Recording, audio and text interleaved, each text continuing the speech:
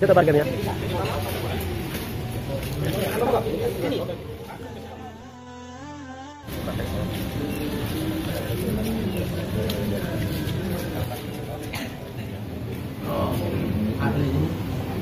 Oh ya Allah.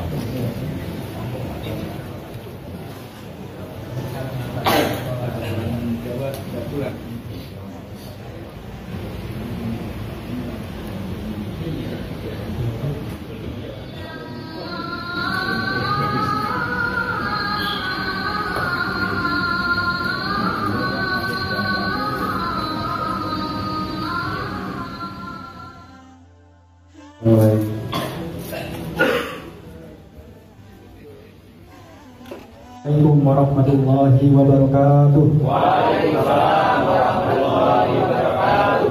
Alhamdulillahirabbil alamin wa bihi nasta'in ala umuri dunya waddin.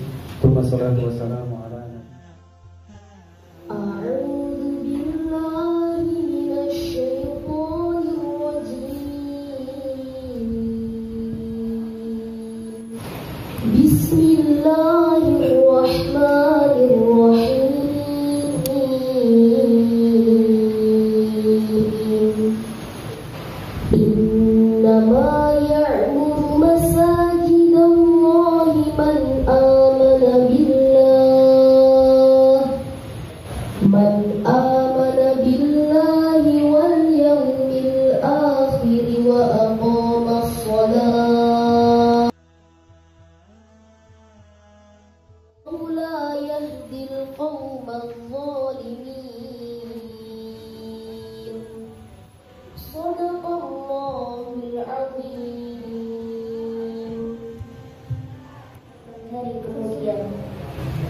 serta tetap melaksanakan sholat, menunaikan zakat, dan tidak takut kepada apapun kecuali kepada Allah.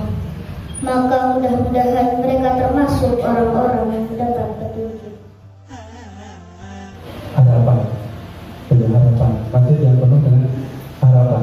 Dan sebenarnya latar 2019 ini dan kita pakai ada alamnya di bulan Ramadan, selanjutnya kita ramaikan dengan kegiatan-kegiatan yang lain. Kegiatan kita alhamdulillah ada beberapa kegiatan yang sudah rutin kita laksanakan, dan setiap hari insya Allah ada kegiatan di masjid ini. Jadi monggo nanti kalau ada yang berkenan untuk hadir di kegiatan, setiap ahad pagi kita sudah ada kegiatan kajian namanya KHQ, kegiatan pagi yang minggu kedua dan minggu ketiga itu kita isi dengan fikih untuk memperbaiki ibadah-ibadah kita. Minggu akan dulu sepatah dua patah kata dari Ketua Takmir Masjid Ar-Raja yang insya Allah juga masih muda. Kepada Ustaz-Ustaz kami persilakan.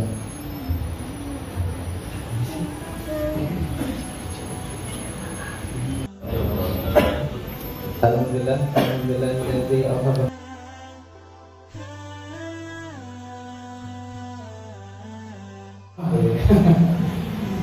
Insya Allah kami sudah berusaha semaksimal mungkin.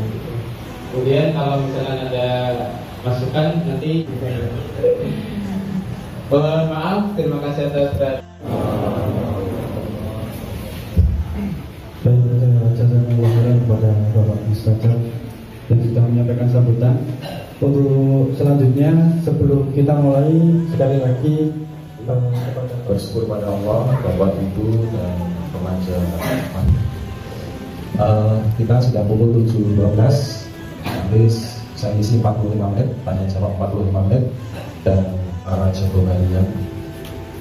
Dan untuk tarawih yang setahun sekali, saya di RW 9 itu 2004. Langsung 2 itu masuk kabinetnya Ustaz Jahir yang pertama. Jadi Ustaz Suharyanto, mungkin nanti sekaligus perkenalan singkat tentang ketakmiran. Kepada beliau Kami persilakan. Assalamualaikum warahmatullahi wabarakatuh. Abah itu kan dari bahasa Arab, abaan, orang yang enggan. Enggan itu adalah untuk referensi kita, untuk apa namanya istilahnya ya acuan. Masjid di zaman Rasulullah yaitu yang pertama sebagai pusat pendidikan, pengajaran dan pengembangan ilmu khususnya agama Islam. Jadi sebelum berfungsi sebagai tempat ibadah, masjid itu berfungsi sebagai tempat menuntut ilmu. Nah itu. Kemudian yang kedua barulah sebagai pusat peribadatan. Nah, sholat 5 waktu bagi bapak-bapak mendekati wajib untuk dilaksanakan di masjid, sedangkan bagi ibu-ibu tidak dilarang. Dan ya, kalau laki-laki pria ya lebih utama maksudnya yaitu di masjid itu. Kemudian yang ketiga pusat informasi masyarakat. Segala informasi boleh diumumkan di masjid, baik informasi yang berkaitan dengan kegiatan kemasjidan maupun kegiatan kemasyarakatan. Kemudian yang keempat dan yang kelima, tempat menerima tamu-tamu negara dan ruang tunggu resmi tamu-tamu Rasulullah. Intinya sebagai tempat menerima tamu. Dan sangat disayangkan ketika orang duduk di masjid, nah itu nggak boleh. Kemudian yang keenam, pusat pengumpulan dan distribusi jis, zakat, infak, sedekah. Nah ini masjid harus bisa mengoptimalkan pengumpulan jis ini, zakat, infak, sedekah, sehingga takmis Basnas itu badan. Kemudian yang kedelapan, pusat pertolongan umat. Nah ini penting.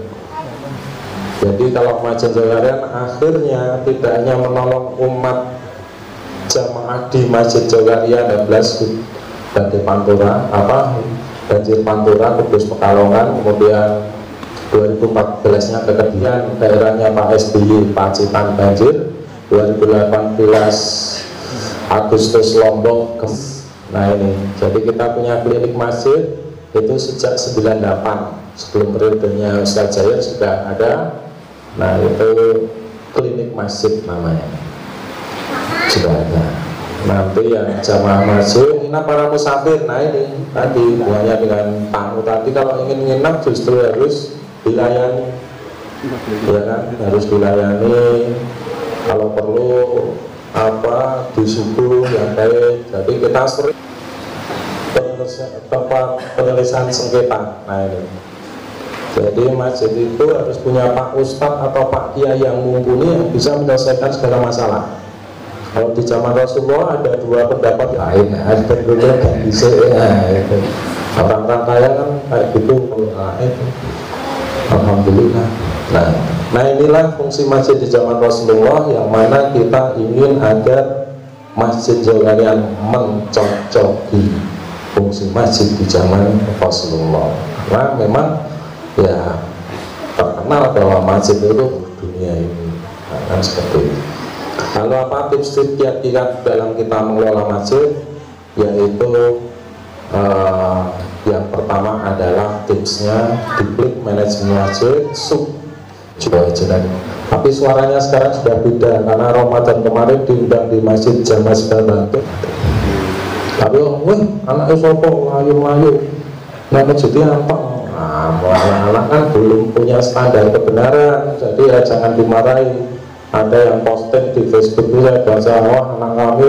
Nah kemudian image yang kedua, masjid ini menjadi masjid yang terbuka secara fisik, tidak dikunci, dan terbuka secara kita toleransi terhadap sesama umat Islam.